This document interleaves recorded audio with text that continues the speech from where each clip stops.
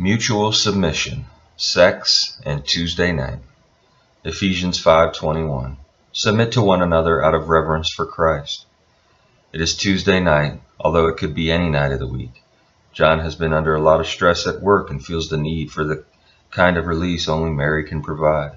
After dinner, John broaches the subject but gets a rather unenthusiastic look from Mary, who has been up to her hips in baby alligators all day. At this point, the scenario can play out in different ways. John feels rebuffed and stonewalls Mary the rest of the evening. Mary gives in but feels used and not at all fulfilled as John satisfies his urge. They work it out using the principles of mutual submission in Ephesians 5:21. Mutual submission. I can remember earlier in our marriage praying, "Lord, how do Sarah and I mutually submit to each other when I am called to be the head?" God's inaudible voice spoke to my heart.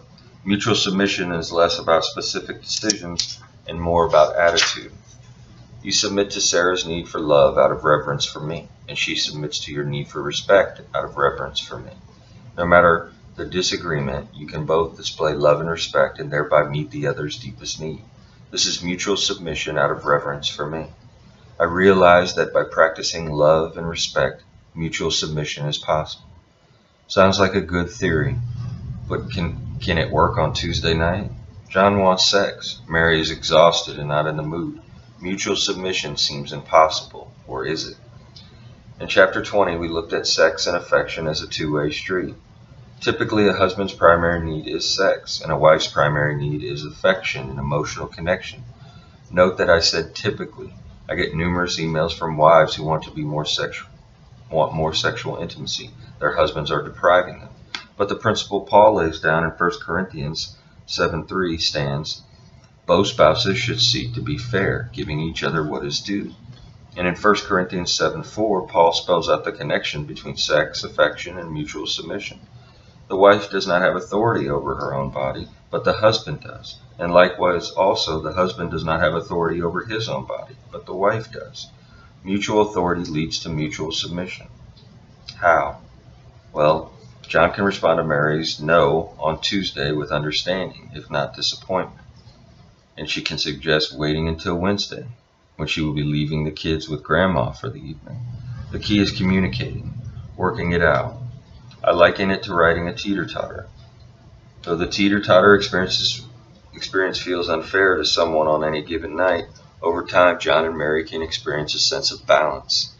As they walk the two-way street, sex for him, affection for her, they create equilibrium through mutual submission.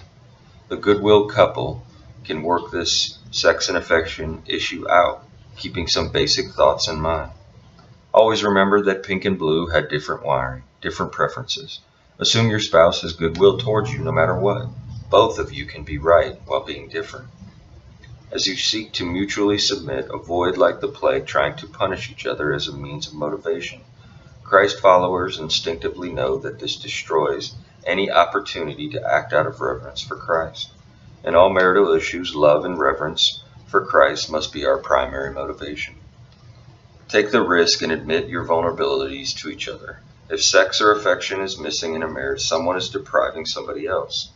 Paul knew the dangers in this and advised the Corinthians to stop depriving each other except by mutual agreement, but to come back together, so that Satan will not tempt you because of your lack of self-control. However, when expressing your own need and vulnerability, be sure to express your desire to understand and meet your spouse's need.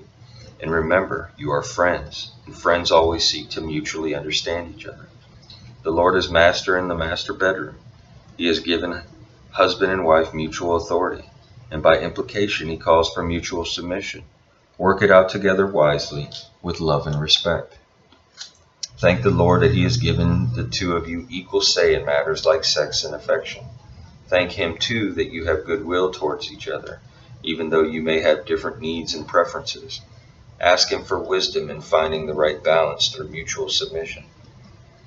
When tensions arise over desires for sex and affection, refuse to judge each other as wrong. Talk it out as friends, seeking to understand each other's needs. If sex continues to be a serious issue, consider seeking a skilled Christian counselor.